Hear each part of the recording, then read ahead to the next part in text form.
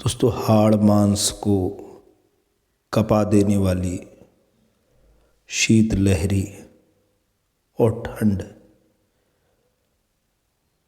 जो कि प्रकृति प्रदत्त है, उसको सभी झेलते हैं।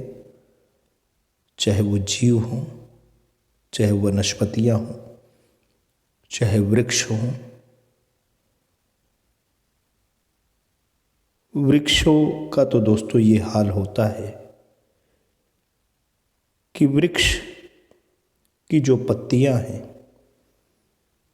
वो ठंडी को झेलते झेलते पूरी की पूरी गिर जाती हैं और वृक्ष ठूंठ की भांति एक नूतन मौसम का इंतजार करते हैं जब उन्हें ठंडी से निजात मिले। और वो नूतन जो मौसम है उसका ना वृक्ष इंतजार केवल करते हैं, बल्कि पशु पक्षी और इंसान को भी उसकी तड़प रहती है, उसकी अपेक्षा रहती है। वो बसंत का ही मौसम है, आप जान गए होंगे। आज उसी विषयक आपके समक्ष कवि हृदय दर्पण के माध्यम से कविता का प्रस्तुतिकरण करने जा रहे हैं। कविता का शीर्षक है चुप है पेड़, और इस कविता के रचयिता हैं हिंदी के सुविख्यात सुप्रसिद्ध कवि श्री केदारनाथ अग्रवाल जी। आइए दोस्तों, कविता का पाठ करते हैं।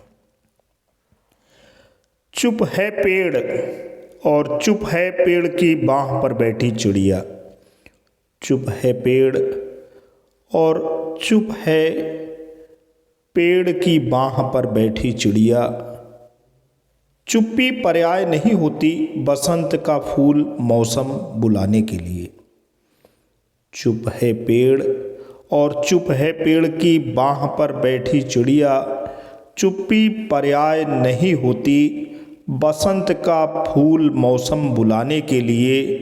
फिर भी खुश है अपत पेड़ कि बाह पर बैठी चिड़िया उससे अधिक जानदार है, उसी से उसको प्यार है। दोस्तों शीतकाल में इतनी ठंडी पड़ती है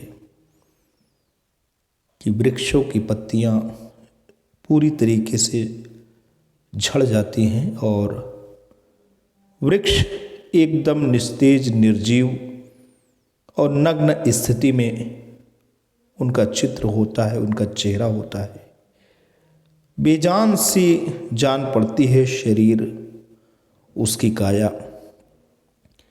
ऐसे में जो चिड़िया है वो बसंत को जब बुलाती है, बसंत के मौसम का आह्वान करती है तो गाना गाती है। लेकिन आज चिड़िया चुप है, वृक्ष भी चुप है, लेकिन वृक्ष खुश है। भले ही उसके शाखाओं पे एक भी पत्ती नहीं है, वो अपत है, लेकिन जो पक्षी बैठा है, जो चिड़िया बैठा है, वो उससे कहीं अधिक जानदार है। उसमें जो जीवन के अंश हैं वो कहीं ज़्यादा हैं। इसलिए वो चिड़िया को देख करके वृक्ष बहुत ही खुश है कि मेरे अंदर जो जीवन है, जो प्राण है, उसकी जो शक्ति है, उससे कहीं ज़्यादा यह पक्षी जानदार है। कहीं न कहीं कम ऊर्जा या नैराश्य को झेल रहा वृक्ष चिड़िया में जो जीवन है, जो उसके अंदर जिजीविसा है, जो उसके अंदर प्राण का स्पंदन और शक्ति है, उससे प्रेरणा प्राप्त कर रहा है। बसंत तो इसके बाद आएगा ही, बसंत तो दूर की बात है। ये एक प्रकृतिगत सहवास है जो कि चित्रित हो रहा है।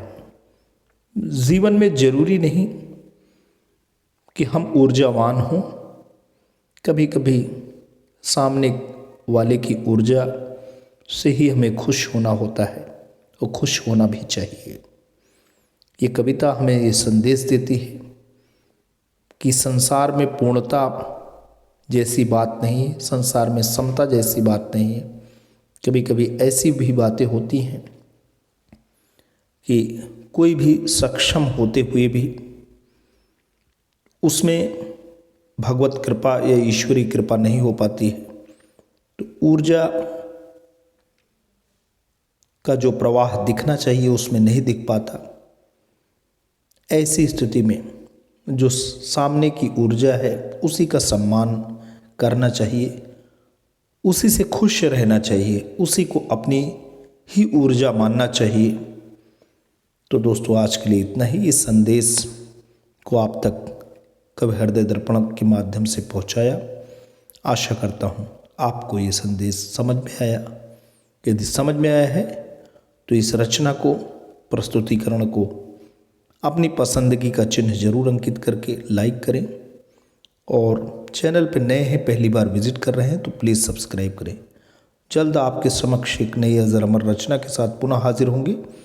तब तक के लिए जय हिंद, जय भारत।